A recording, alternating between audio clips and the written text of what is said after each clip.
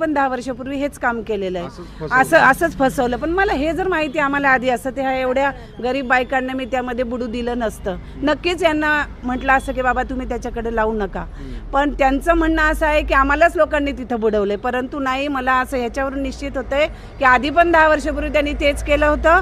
आणि यशोदा म्हणून हे माणिक बागेमध्ये एक दुकान आहे, तिथे त्यांनी 10 वर्ष नोकरी केली. नोकरी करून तिथं माझी त्याची ओळख झाली आहे. आणि त्यानंतर त्यांनी इकडे रायकरमायात दुकान काढलं. मला 4च वर्षे रायकरमायात येऊन झालेले आहेत आणि 4 वर्ष त्याचं माझं जास्त कॉन्टॅक्टमध्ये आम्ही आहोत. परंतु मला वाटलं नाही की आणि 10 वर्षापूर्वी हे गोंधळ घालून परत इथं त्यांनी काम केलं. ते 10 वर्षाचं रेकॉर्ड पण मला असं वाटतं की ह्याच्यामध्ये यायला पाहिजे आणि तिथं जाऊन काहीतरी चौकशी होऊन म्हणजे जे काय त्यांनी केलंय ते सगळं निष्कर्ष निघायला पाहिजे. आणि असे जर फ्रॉड त्यांनी 2दा केलंय तर तिसऱ्यांदा तरी नक्कीच कोण्या बाईचा असा गळा कापला जाऊ नये, हेच मला सांगायचं आहे. कारण त्या बाईकडे आम्ही बघून त्या दिवशी आम्हाला कळल्यानंतर आमचे स्वतः मेंटली प्रॉब्लेम आमचं तर आम्ही विसरलोच, पण त्या बाईनी एवढे कष्ट करून 22 लाख रुपये गुंतवले.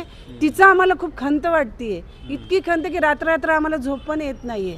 कारण मानसिक प्रॉब्लेम व्हायला लागला, प्रत्येक बाईला व्हायला लागलाय. तर हे त्यांनी पोलिसांनी लवकरात लवकर ऑब्जेक्शन घ्यायला पाहिजे आणि लवकरात लवकर त्याला समोर उभं केलं पाहिजे. काय करायचं ते आम्ही बघू, मग ही सगळी पब्लिक त्याला काय करते ते आम्हीच बघू काय करायचं, फक्त समोर आणा त्याला आमच्या बस.